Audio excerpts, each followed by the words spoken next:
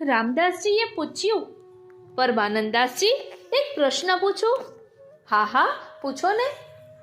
અમારે એ જાણવું છે કે વ્રજમાં નંદ યશોદા, ગોપ ગોપીઓ, ગ્વાલ બાલો, પશુ પક્ષીઓ સૌ કોઈ રહે છે. સૌને શ્રી ઠાકોરજીમાં ઘણો પ્રેમ છે, પરંતુ એ બધામાં ચડિયાતો પ્રેમ કોનો? પરમાનંદદાસજીએ આ પ્રશ્નનો જવાબ એક કીર્તન ગાઈને આપ્યો. ગોપી પ્રેમ કી ધ્વજા, જીન ગોપાલ કિએ અપને વશ, ઉરધર શ્યામ ભુજા. આ પદમાં પરમાનંદદાસજીએ કહ્યું કે બધામાં સર્વશ્રેષ્ઠ પ્રેમ ગોપીજનોનો છે.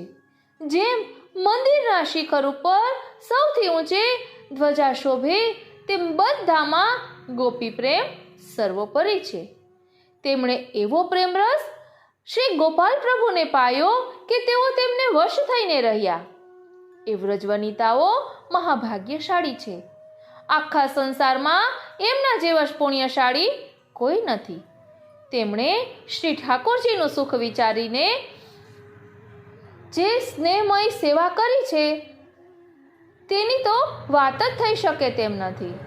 જો કોઈ બ્રાહ્મણ કુળમાં જન્મ લેવા માત્રથી પોતાને ઊંચા અને પવિત્ર ગણતા હોય તો તેઓ ભીત ભૂલે છે. શ્રી હરિના પરમ કૃપાપાત્ર ગોપીજનોના જેવી પ્રેમમય સેવાથી જ જીવ પવિત્ર બને છે. આ સાંભળી બધા ભગવદીઓ ખૂબ પ્રસન્ન થયા. પરમાનંદદાસજીએ બાળલીલાના પદો વિશેષ ગાયા છે, એટલે તેઓ નંદ યશોદાના પ્રેમને શ્રેષ્ઠ માને છે કે કેમ એ સૌને જાણવું હતું. વસ્તુતઃ તો ગોપી પ્રેમ જ સર્વશ્રેષ્ઠ છે.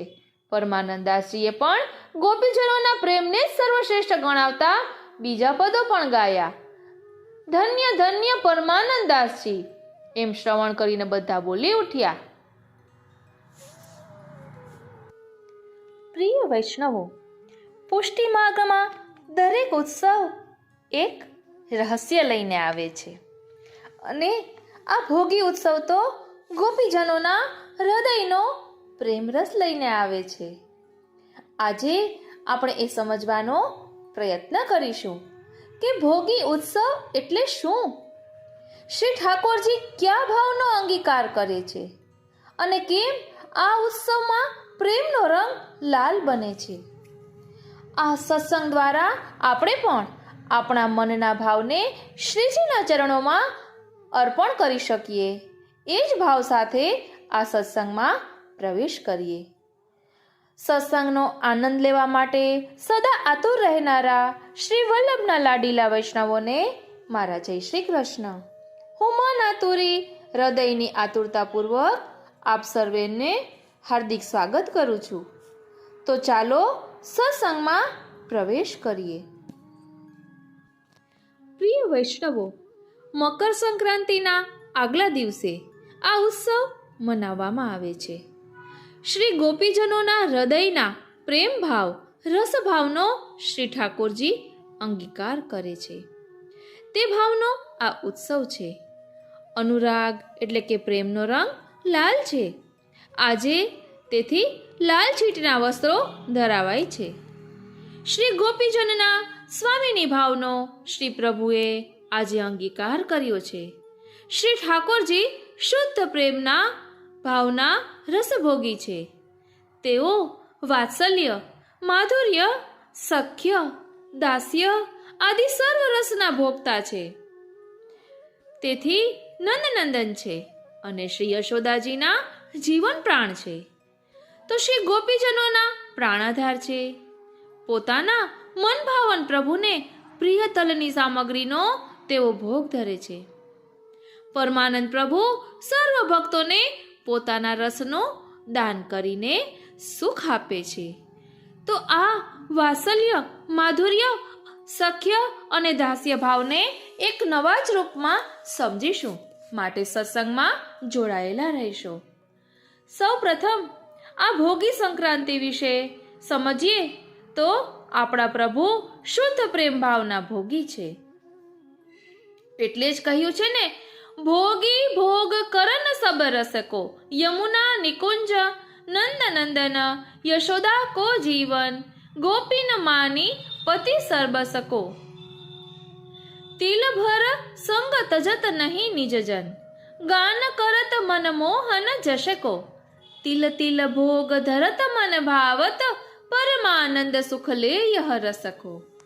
એટલે અહીં કહે છે કે પ્રભુ તલ જેટલી આપણે કહીએ ને કે એક ક્ષણ પણ ભક્તો વિના રહી શકતા નથી. એટલે કહ્યું કે તિલભર સંગ તજત નહીં નિજજન. નિજ કહેતા પોતાના, જે પોતાના છે ને એને એના વિના પ્રભુ એક ક્ષણ પણ રહી શકતા નથી. અને એટલું જ નહીં, તિલ તિલ ભોગ ધરત મન ભાવત, એટલે નજીવો ભોગ ધરે ને તલ જેટલો, તો પણ તેને પરમાનંદ સ્વરૂપે તે રસનો આનંદ લે છે. કારણ કે પ્રભુ તેમાં રહેલા પ્રેમ રસનો ભોગ કરે છે. આપણા ઠાકોરજી ભોગી ઠાકુર છે. અને પુષ્ટિ માર્ગમાં ભોગી ઉત્સવની વાત કરીએ ને તો શ્રી ગોપીજનોના હૃદયના પ્રેમ ભાવને રસભાવથી પ્રભુ અંગીકાર કરે છે. એ ભાવનો આ ઉત્સવ છે. અને અનુરાગ એટલે કે પ્રેમનો રંગ લાલ છે, એટલે લાલ ચીટના વસ્ત્ર ધરાય છે. એટલું જ નહીં, પુષ્ટિ માર્ગ મુજબ મકર સંક્રાંતિનો મુખ્ય ભાવ શ્રીનાથજીના શીત ઋતુથી ઉષ્ણ ઋતુ તરફ વિહાર કરવાનો આરંભ છે. પુષ્ટિ માર્ગીય ભાવ સમજીએ તો મકર સંક્રાંતિથી સૂર્ય ઉત્તરાયણ થાય છે. એટલે કે અંધકારમાંથી પ્રકાશ તરફ ગતિ. આને પુષ્ટિ માર્ગમાં જીવાત્માનો પ્રભુ તરફ વળવું તરીકે જોવામાં આવે છે. શિયાળાની કઠિનતા પૂરી થઈ, હવે સેવા અને આનંદનો સમય શરૂ થાય છે, એવો ભાવ છે. શ્રીનાથજીના સ્વરૂપ સાથે સંબંધ જોઈએ તો આ દિવસે શ્રી ઠાકોરજીને ખીચડીનો ભોગ ધરાવવામાં આવે છે. ખીચડી ભોગનો ભાવ એ છે કે શિયાળામાં શ્રી ઠાકોરજીને ગરમ, પોષક અને સરળ ભોજન અર્પણ કરવું.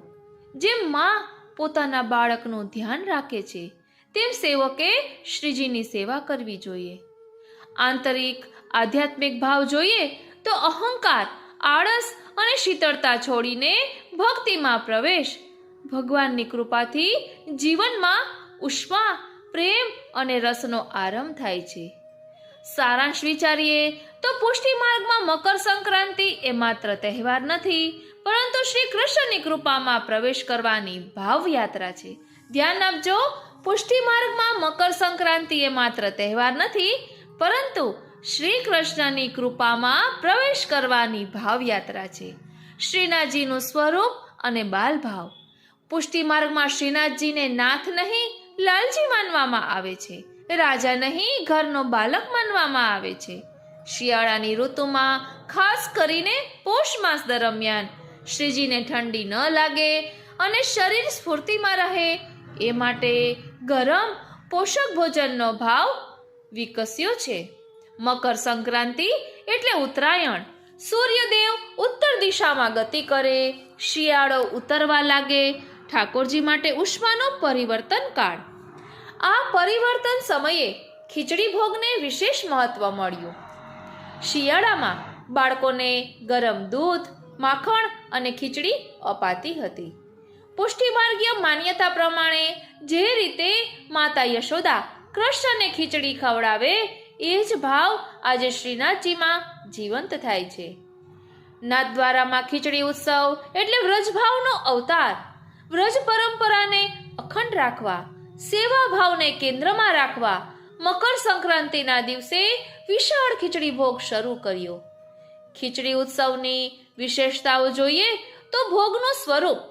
મોટી કાંસાની કઢાઈમાં ઘીથી ભરપૂર દાળ ચોખાની સાદી પણ સમૃદ્ધ ખીચડી. કોઈ મસાલા નહીં, કોઈ વૈભવ નહીં, માત્ર માતા ભાવ, અગ્નિ અને ઉષ્માનો ભાવ.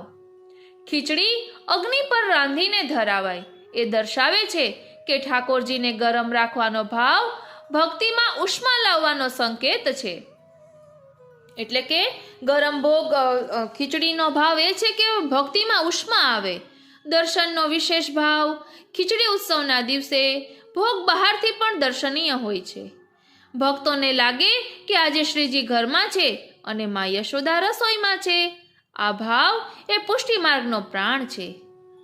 આધ્યાત્મિક અર્થ સમજીએ તો ખીચડી ઉત્સવ કહે છે ભક્તિમાં કઠિન સાધના નહીં, નિયમિતતા નહીં, માત્ર કૃપા અને સમર્પણ છે. શ્રીજી કહે છે તું સરળ બનીને આવ, હું કૃપા કરું છું.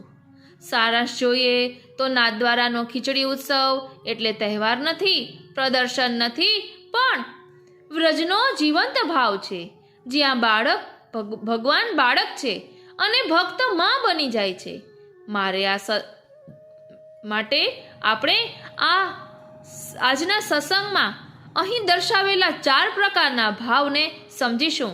કારણ કે કહ્યું કે ભોગી સંક્રાંતિ એટલે અલગ અલગ પ્રકારના જે ભોગ ધરવામાં આવે છે, તેવી જ રીતે ભક્તોના ભાવ પણ અલગ અલગ પ્રકારના હોય છે. તેમાં દાસ્ય, વાત્સલ્ય, સખ્ય, માધુર્ય, આ બધા ભાવને આપણે એક નવા જ રૂપમાં સમજીશું.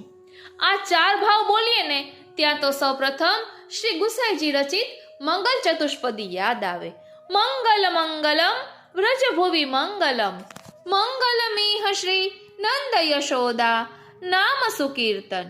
કારણ કે આ મંગલ ચતુષ્પદીમાં પણ આ જ 4 ભાવને દર્શાવ્યા છે. એવી જ રીતે આપણા પરમાનંદદાસજી એ પણ પ્રભુની લીલાઓનો જે અનુભવ કર્યો છે, એવી જ રીતે આ મંગલ મંગલમની સંગતિનું પદ ગાયું છે, તેમાં પણ એ બધા ભાવ આપણને મળી આવે છે. એટલે આજનો સત્સંગ એવો અનેરા રૂપમાં થશે કે આપણને એમ કહેવાનું મન થશે, વારી જાઉં બલિહારી જાઉં અને શું કરી જાઉં. એટલે ફક્ત અત્યારનો સત્સંગ શ્રવણ કરવા માટે નહીં, પરંતુ આપણે આત્મચિંતન કરવાનું છે કે આપણામાં કયો ભાવ વધુ છે. એટલે આપણને ખ્યાલ આવે કે પ્રભુ પ્રત્યેનો આપણો પ્રેમ કેવો છે. તો ચાલો આ 4 ભાવને એક નવા જ રૂપમાં સમજીએ. બોલો શ્રી વલ્લભાધીશ કી જય. પ્રિય વૈષ્ણવો, ગોપીજનોના પ્રેમને શા માટે ખૂબ જ મહત્વ આપવામાં આવ્યું છે તે એક પ્રસંગ દ્વારા સમજીએ. એક દિવસ સુરદાસજી, કુંભનદાસજી, રામદાસજી વગેરે ભગવદીઓ સત્સંગ કરવા માટે તેમના સુરભીકુંડ ઉપરના મુકામે ગયા. વૈષ્ણવોને પોતાના ઘેર પધારેલા જોઈને પરમાનંદદાસજીના હર્ષનો પાર ન રહ્યો. એમને લાગ્યું કે ભગવાન પોતે જ વિવિધ સ્વરૂપો ધારણ કરીને મારા ઘરે પધાર્યા છે. આજે મારું જીવન કૃતાર્થ થયું છે. બધાને ઉચ્ચ આસને બેસાડ્યા, પોતે નમ્ર ભાવે નીચે બેઠા. એમના હૃદયમાં પોતાનું સર્વસ્વ એ ભગવદીઓ ઉપર ન્યોછાવર કરી દેવાની ભાવના પ્રગટી અને ભાવાવેશમાં મગ્ન થઈને એમણે એક નવું જ પદ રચીને ગાયું. આય મેરે નંદ નંદન કે પ્યારે, માલા તિલક મનોહર બાનો ત્રિભુવન કે ઉજિયારે, પ્રેમ સહિત ઉર બસત નિરંતર ને કહું ટરત નટારે, હૃદય કમલ કે મધ્ય બિરાજત શ્રી વ્રજરાજ દુલારે, કહા જાનો કોણ પુણ્ય ઉદય ભયો મેરે ઘર જો પધારે, પરમાનંદ કરત ન્યોછાવર બાર બાર હો વારે. આ પદમાં પરમાનંદાસજીએ કહ્યું કે આજે મારા પ્રભુ નંદનંદનના લાડીલા ભગવદીઓ મારા ઘરે પધાર્યા છે. એમનો વેશ કેટલો સુંદર છે. તેઓ 3 લોકને અજવાળે છે. કંઠમાં તુલસીની માળા અને લલાટમાં મનોહર તિલક શોભે છે. મનમોહન શ્રી વ્રજના દુલારા પ્રભુ શ્રી ગોવર્ધનધર તેમના હૃદયમાં પ્રેમપૂર્વક બિરાજે છે.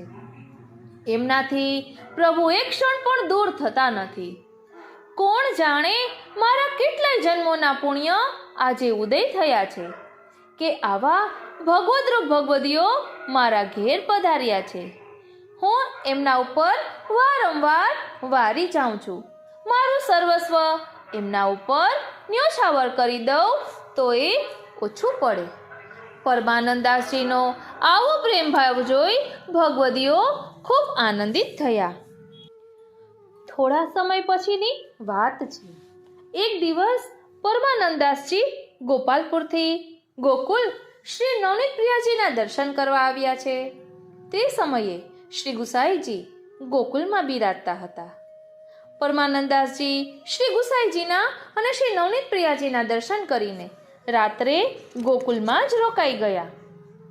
સવારે ગુસાઈજી સ્નાન કરીને શ્રી નવનીત પ્રિયાજીના મંદિરમાં પધાર્યા. પ્રભુને જગાવી મંગલ ભોગ ધરીને બહાર પધાર્યા. પરમાનંદાસજીને બોલાવ્યા.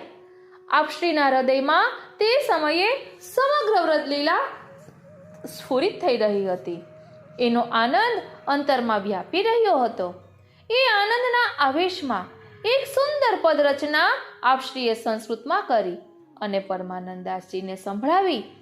પછી આપશ્રીએ આજ્ઞા કરી કે ઠાકોરજીને તેમની સર્વ લીલાઓનું ગાન બહુ જ પ્રિય છે, પણ આપણે તો એક વખતે એક જ લીલા ગાઈ શકીએ છીએ. આ એક એવું પદ છે કે જેમાં પ્રભુની સર્વ લીલાઓનું મંગલમય ગાન એકી સાથે થઈ જાય છે. અને એટલું જ નહીં, તેમાં દાસ્ય, સખ્ય, માધુર્ય અને વાત્સલ્ય આ બધા જ ભાવનો પણ સમાવેશ થાય છે. માટે તમે આ પદ નિત્ય મંગળા સમયે પ્રભુ સમક્ષ ગાજો અને એનો ભાવ વિચારજો. આ પદ મંગલભોગ સરાવતી વખતે વૈષ્ણવો બોલતા હોય છે. પરમાનંદાસજીએ હાથ જોડીને વિનંતી કરી, કૃપાનાથ, અવશ્ય ગાઈશ. મંગળાના દર્શન ખુલ્યા. આપશ્રીએ રામકલી રાગમાં એ પદ ગાઈને પરમાનંદાસ પાસે ગવડાવ્યું. મંગલ મંગલમ વ્રજભુવિ મંગલમ મંગલમીહ શ્રી નંદ યશોદા નામ સુકીર્તન મેં તદરુચિરોત્સંગ સુલાલિત પાલિત રૂપમ. પરમાનંદાસજી આ પદ ગાઈને પોતાના મુકામ પર ગયા. પદના ભાવો સ્ફુરતા ગયા તેમ એને અનુસરીને એ જ ભાવનું બીજું પદ રચીને ભૈરવ રાગમાં ગાયું. મંગલ માધો નામ ઉચ્ચાર મંગલ વદન કમલ કર મંગલ મંગલ જનકી સદા સંહાર. આ ઉપરાંત પણ આ ભાવના ઘણા પદો તેમણે રચ્યા અને પ્રભુ સમક્ષ ગાયા. પરંતુ મંગલમ મંગલમ પદ નિત્ય ગાતા, કેમ કે શ્રી ગુસાઈજી રચિત આ પદમાં બધી વ્રતલીલા છે. શ્રી ઠાકોરજીને નિત્ય સાંભળવી ગમે છે.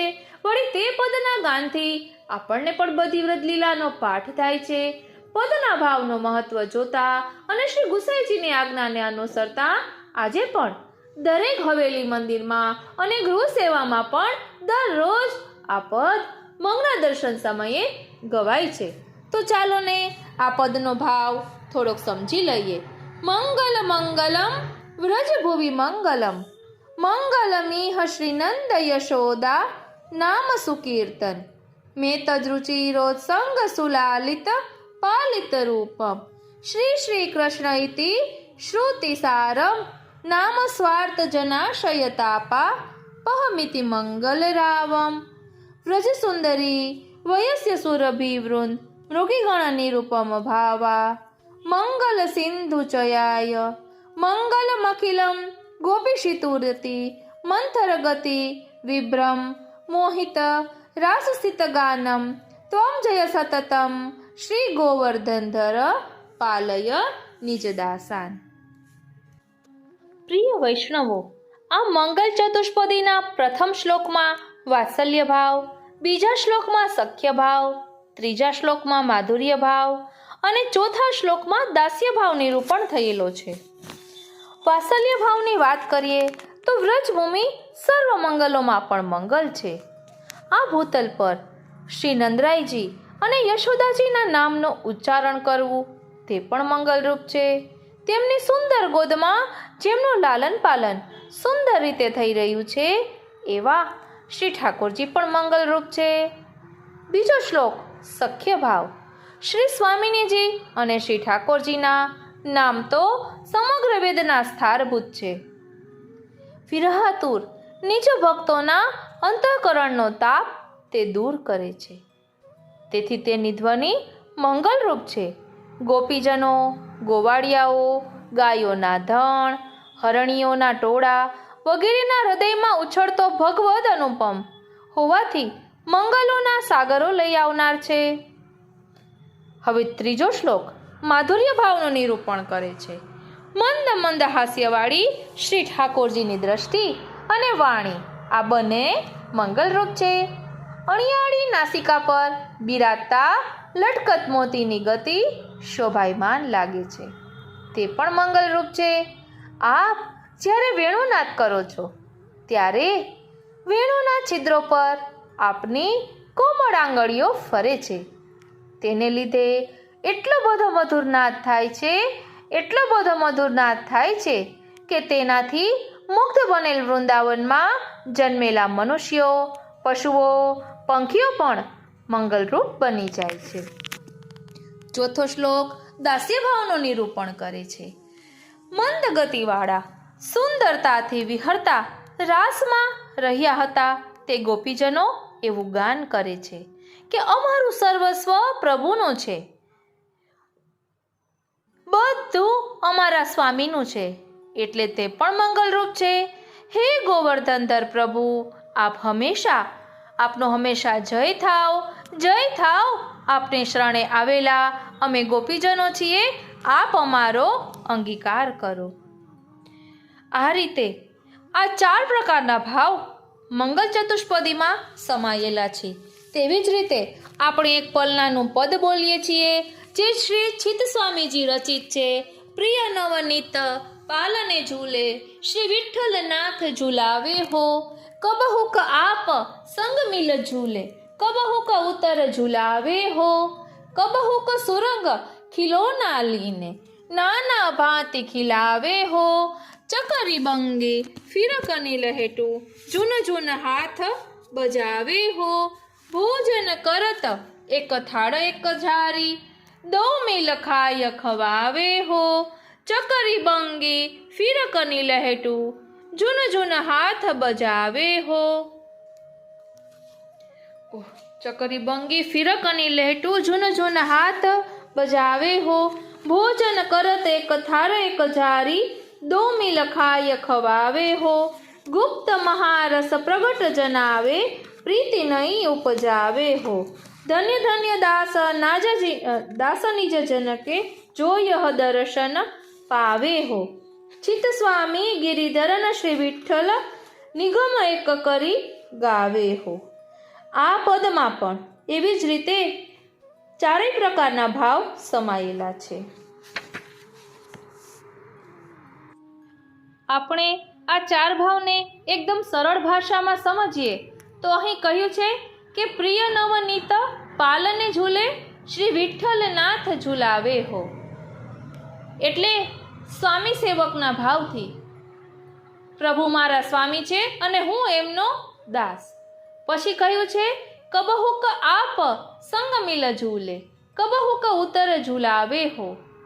તો આટલું બોલતા સખ્ય ભાવ પ્રકટ થાય છે, કારણ કે સખા હોય તે સાથે પણ ઝૂલે છે અને એકબીજાને ઝૂલાવતા પણ હોય છે. પછી કહે છે કે કબહુક સુરંગ ખિલોના લીને, નાના ભાંતિ ખિલાવે હો. એટલે તેમાં પણ વાત્સલ્ય ભાવ પ્રકટ થાય છે.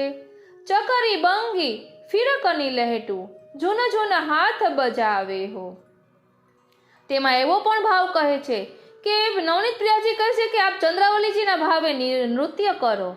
તો કહે છે કે અહીંયા તો એ કઈ રીતે બની શકે, એટલે પ્રભુને લાડ લડાવવા આપ આ રીતે ચકરી બંગી ફિરકની લહેટું અને સાથે સાથે નૃત્યમાં જેમ ઝાંઝરનો અવાજ હોય તેમ ઘૂઘરો વગાડે છે. પછી કહે છે ભોજન કરત એક થાળ એક ઝારી, દો મિલ ખાય ખવાવે હો. તો અહીં માધુર્ય ભાવ પ્રકટ થાય છે. ગુપ્ત મહારસ પ્રકટ જનાવે, પ્રીતિ નહીં ઉપજાવે હો. ધન્ય ધન્ય ભાગ્ય દાસની જ જનકે, જોયહ દર્શન પાવે હો. ચિત્ત સ્વામી ગિરિધરન શ્રી વિઠ્ઠલ, નિગમ એક કરી ગાવે હો. એટલે ચિત્ત સ્વામીજીને અનેક વાર એવા દર્શન થયેલા કે ઠાકોરજી અને શ્રી ગુસાઈજી બંને એક જ સ્વરૂપ છે. અત્યારે પણ એમને એવા દર્શન થઈ રહ્યા છે કે શ્રી નવનીત પ્રિયાજી પાલ્લામાં ઝૂલે છે અને ગુસાઈજી તેમને ઝૂલાવે છે. કોઈક વાર બંને સાથે મળીને ઝૂલે છે, ક્યારેક વળી નીચે ઉતરીને ઝૂલાવે છે. વિવિધ પ્રકારના સુરંગ ખીલોના એટલે કે રમકડા લઈને જુદી જુદી રીતે શ્રી ગુસાઈજી નવનીત પ્રિયાજીને ખેલાવે છે. એક જ થાળીમાં બેઉ ભોજન પણ કરે છે અને એક જ જારીમાંથી જળ આરોગે છે. આમ બંને જણ પોતે એક સ્વરૂપ છે. તે ગુપ્ત વાતને પ્રકટ કરે છે અને બંને વચ્ચે કેવી પ્રીતિ છે તે પણ પ્રકટ કરે છે. શ્રી સ્વામીજી કહે છે કે વેદમાં પણ આ બંને સ્વરૂપોની એકતા વર્ણવાયેલી છે. મારા મહાભાગ્ય છે કે મને આજે આવા દર્શન થયા છે. અને એટલું જ નહીં, આવા દર્શન એકલા છીત સ્વામીજીને થયા એવું નથી, પરંતુ દર્શન કરવા આવેલા બાદશાહ અકબરને પણ જે છુપા વેશમાં આવ્યા હતા તેમને પણ આવા અલૌકિક દર્શન થયા હતા. અને દર્શન કરીને બાદશાહ અને બિરબલ બહાર આવ્યા. બિરબલે કહ્યું કે છીત સ્વામી મારા ગોર છે એટલે શું કહું, પણ જે દેખાતું ન હતું તેવું એમણે આજે ગાયું છે. બાદશાહ હસીને કહે છે કે બિરબલ, તેમને તેમના અલૌકિક નેત્રોથી જે દેખાયું એ જ તેમણે ગાયું છે. મને પણ આજે શ્રી નવનીત પ્રિયાજીએ કૃપા કરીને એવા જ દર્શન આપ્યા છે. આમ ઠાકોરજી જેના ઉપર કૃપા કરે તેને તેઓ પોતાના અલૌકિક સ્વરૂપના દર્શન પણ કરાવી દે અને પોતાની લીલાઓનો અનુભવ પણ કરાવી દે. આવો અનેરો મહિમા આ પ્રસંગમાં દર્શાવેલો છે. બોલો શ્રી વલ્લભાધીશ કી જય. શ્રી ગુસાઈજી પરમ દયાલ કી જય. શ્રી ગિરિરાજ ધરણ કી જય. અહીં રસની વાત કરી છે કે ભક્તિ રસના, પ્રેમ રસના ભોગી આપણા ઠાકોરજી છે. તો ચાલો ને એક પદ સમજીએ. તેમાં કહ્યું છે હરિરસ તબહી તો જાય પૈયે. તેના ભાવને સમજીએ અને આપણે પણ અલૌકિકમાં આગળ વધીએ. હરિરસ તબહી તો જાય પૈયે. આ પદમાં હરિરસ પ્રાપ્ત કરવા પાત્રતાનું વર્ણન કર્યું છે. દંડ એટલે સ્વાદ, વિવાદ, હર્ષ, આતુરતા, આ 4 દંડ બતાવ્યા છે. તેને સહન કરવા. પ્રભુ તો કૃપા નિધાન છે. જીવ પર કૃપા કરીને પોતે આનંદ માને છે. અહીંયા હરિરસ કહેતા રસને રહેવા પાત્રની જરૂર રહે છે. માટે પાત્ર બનવા જીવને આતુરતા જોઈએ. તે માટે થોડો દંડ પણ ભોગવવો જોઈએ. સ્વાદેન્દ્રિયો ને જેમ કે જીભને સારું સારું ખાવું, બોલવું ગમે છે. મનની રુચિ મુજબ આંખોને જોવું ગમે છે. પરંતુ તેમાં પણ નરસું કયું તેને મોહ છોડી દેવો જોઈએ. એટલે કે જેને નરસું કહ્યું છે, ખરાબ કહ્યું છે, તેનો મોહ છોડી દેવો જોઈએ. જે ભક્તિભાવમાં બાધક બને તેવા પદાર્થોથી દૂર રહેવું જોઈએ.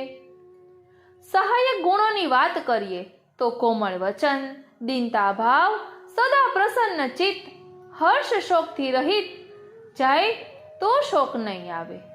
તો આનંદ રહીને સંસારી રીતે સંસારનું કામ, આનંદ નહીં રહેતા સંસારી રીતે સંસારનું કામ ચાલે છે. કોઈનાથી મિથ્યા વિવાદ કરવો નહીં. થોડુંક કાંઈ મળતા હર્ષ ઘેલું બનવું નહીં. ભગવદ રસ પ્રાપ્ત કરવા સિવાય અન્ય વસ્તુને મેળવવા આતુર બનવું નહીં. અપનાવવાવાળી વસ્તુ સર્વથી મધુર વાણીનો ઉપયોગ કરવો. દીનતા એટલે કે વાત વાતમાં ક્રોધાવેશને વશ થવું નહીં. પ્રસન્ન ચિત્ત, જે કંઈ બને છે તે પ્રભુની ઈચ્છાથી જ બને છે તેમ માનીને પ્રસન્ન ચિત્ત રાખીને સેવા સ્મરણ કરવા. હર્ષ, શોક, સુખમાં છકી જવું નહીં. દુઃખમાં હિંમત હારવી નહીં. આવી રીતે બતાવેલા માર્ગે ચાલવું. સુરદાસજી કહે છે કે જો મન આ બતાવેલા માર્ગે ચાલશે ને તો તેના ભાગ્યની બળાઈ કેટલી કરવી. એક તરફ છોડી બીજી તરફ અષ્ટસિદ્ધિના દાતા શ્રી ઠાકોરજીની પાસેથી જે જોઈએ તે લઈએ. અંતર્યામી મનની જાણે છે. માંગવું નહીં પડે. માગણીમાં લાગણી ના હોય. એવી જ રીતે દરેક વસ્તુમાં કૃપાબળ કાર્ય કરે છે. તેનું વર્ણન કરતા શ્રી હરજીવનજી કહે છે, જો લો હરિયા પુનપે ન જનાવે, તો લો સકલ સિદ્ધાંત માર્ગ કો પढ़े सुने नहीं आवे. सुन ब्रह्मा नारायण मुखते नारद को शीख दीने. નારદ કહી વેદ વ્યાસ સો આપ ખોજ નહીં કીને. એટલે આ પદમાં પ્રભુની કૃપાનું બળ બતાવ્યું છે કે અંગીકૃત જીવો શરણે આવીને માર્ગની રીતે સેવા સ્મરણ કરે છે, પરંતુ પ્રભુ સ્વયં કૃપા કરીને બતાવે નહીં ત્યાં સુધી સર્વ સિદ્ધાંત સમજમાં આવતો નથી. જીવનું એટલું સામર્થ્ય નથી કે તે પોતાના બળથી એટલે દરજ્જે પહોંચી શકે. તેનું કામ આજ્ઞા મુજબ સેવાની રીત મુજબ કરવાનું છે. તેવી રીતે પ્રભુને પ્રસન્ન કરતા પ્રભુ સ્વયં કૃપા કરીને ફળનું દાન કરે છે. જોલો હરી એટલે કે જ્યાં સુધી પ્રભુ પોતે જ કૃપા કરીને ના બતાવે ત્યાં સુધી આપનું સ્વરૂપ, આપની લીલા સમજાતી નથી. અહીં દ્રષ્ટાંતમાં બ્રહ્માજીને સ્વયં પ્રભુએ આજ્ઞા આપી હતી. તેમણે નારદજીને સંભળાવી, નારદજીએ વ્યાસ મુનિને સંભળાવ્યું અને વ્યાસજીએ ઔષધની માફક લીધું. ઊંડી ખોજ ના કરી. વ્યાસ મુનિએ શુકદેવજીને દીધું, શુકદેવજીએ રાજા પરીક્ષિતને આપ્યું. તેમાં 7 દિવસ સંભળાવ્યું. તેમાં દશમ સ્કંદ નિરોધ લીલામાં નંદનંદનની કુંજ, નિકુંજ, ગૌચારણ, રાસાદી લીલાનું શ્રવણ કરાવ્યું. તેમાં ગોકુલ, વૃંદાવન, ગિરિરાજજી, શ્રી યમુનાજી વગેરે સ્થળોની લીલા પણ સંભળાવી. તેમાં મન સ્થિર ના થયું, તેથી તે તરફ વિશેષ ધ્યાન ના દીધું. એટલે પ્રભુ સ્વયં શ્રી ભાગવત રૂપી દધીના સમુદ્ર મંથન કરી તેમાંથી અમૃતરૂપા માખણ રૂપી સર્વ શ્રી વલ્લભ રૂપે પ્રકટ કરી. કૃષ્ણ રૂપે જે લીલાઓ કરી હતી તે સર્વ લીલાઓ શ્રી વલ્લભ રૂપે પ્રકટ લીલા બતાવી. તેમાં આવતા આવરણો દૂર કરી તત્વરૂપ સેવા, સ્મરણ, ચિંતન, મનન ભાવોમાં સંયોગ વિપ્રયોગ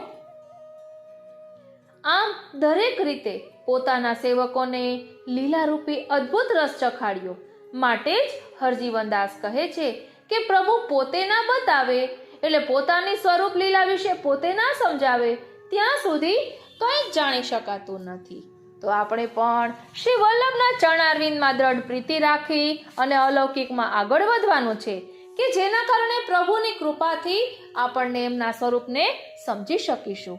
કારણ કે શ્રી ગુસાઈજીએ વલ્લભાષ્ટકમાં કહ્યું છે વસ્તુતઃ કૃષ્ણ એવ. અને એટલું જ નહીં, શ્રી વલ્લભના સ્વરૂપની સામ્યતા દરેક અવતારો સાથે શ્રી હરિરાય મહાપ્રભુજીએ કરી છે, જે હરિરાય જીવાંગ મુક્તાવલીમાં વર્ણન આવે છે. એટલું જ નહીં, શ્રી વલ્લભે જે બધી લીલાઓ કૃષ્ણ ભગવાને કરી છે એ બધી લીલાઓ શ્રી વલ્લભે પણ કરી છે. તેની સામ્યતાનો પણ ભાવ દર્શન આપણે અગાઉ સત્સંગમાં કરેલું છે. માટે કોઈ ભેદ નથી. આજના સત્સંગમાં આપણે એ પણ જોયું કે છી સ્વામીજીએ કહ્યું કે એ કછું ના સંદેહ. એટલે શ્રી ગુસાઈજી, શ્રી મહાપ્રભુજી કે શ્રીનાથજીમાં કોઈ પણ પ્રકારનો ભેદ કરવો નહીં. આપણે દર્શ ઉલ્લાસમાં પણ આ બધા ભાવ પ્રકટ થાય છે કે સૌથી પહેલા પ્રભુ એકલા પોતે હતા. એમને આનંદ માણવાની ઈચ્છા થઈ એટલે એમનામાંથી બધા સ્વરૂપો પ્રકટ થયા છે. માટે એમનામાં કોઈ ભેદ કરવો નહીં. એટલે આ ભોગી સંક્રાંતિનો ઉત્સવ એટલે આપણા અલગ અલગ પ્રકારના ભાવોનો પ્રભુ અંગીકાર કરે છે. એટલે કાંઈ ન આવડે પણ બાળકમાં કેટલી નિર્દોષતા હોય છે એવી નિર્દોષતાનો જ પ્રભુ અંગીકાર કરે છે. માટે કોઈ પ્રત્યે દ્વેષ ભાવ રાખવો નહીં. આજનો આ સત્સંગ શ્રીનાથજી, શ્રી યમુનાજી, શ્રી મહાપ્રભુજીના ચરણારવિંદમાં સમર્પિત કરું છું અને એ જ વિનંતી ધરું છું કે અહીં દર્શાવેલા ભાવને અમે અમારા આત્મપટલ પર ધારણ કરી શકીએ એવી કૃપા કરો. જય શ્રી કૃષ્ણ.